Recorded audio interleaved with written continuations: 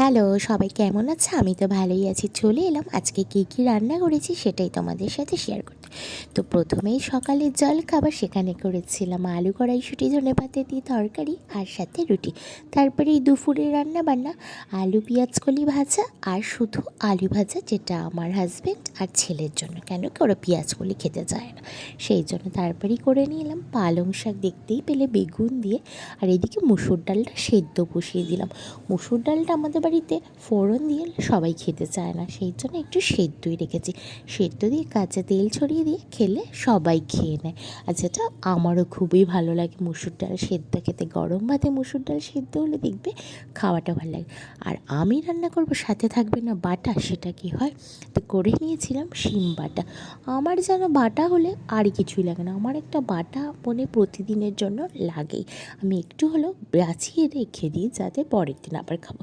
তারপরেই করে নিয়েছিলাম মাছটা করব দুরকমভাবে। মানে কি, আমার না ঝোল খেতে একদমই ভালো লাগে না, আমি একটু ঝাল খেতেই পছন্দ করি।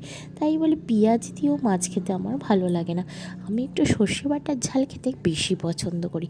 মানে বেশি মানে খুবই রোজই হলেই ভালো হয়, কিন্তু রোজ তো আর সর্ষে বাটা খাওয়া ঠিক না, সেই জন্য তাই জন্য আমাদের কয়েকজনের জন্য করে নিয়েছিলাম সর্ষে বাটা দিয়ে, সর্ষে পোস্ত দিয়ে একটু ঝাল করেছিলাম।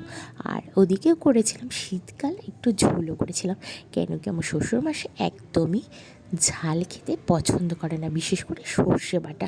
আর আমার ছেলেকেও আমি সর্ষে বাটার ঝালটা দিই না, কেন কি সর্ষে বাটাটা বাচ্চা মানুষ তো, যতটা অ্যাভয়েড করা যায় এইসব জিনিস।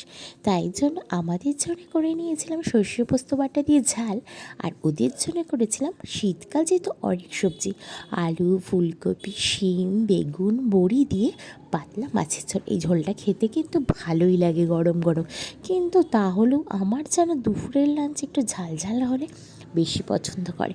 তো যাই হোক, বেশি করেই বানিয়েছিলাম, যার যেটা পছন্দ সে সেটা খাবে। ভিডিওটা ভালো লাগলে লাইক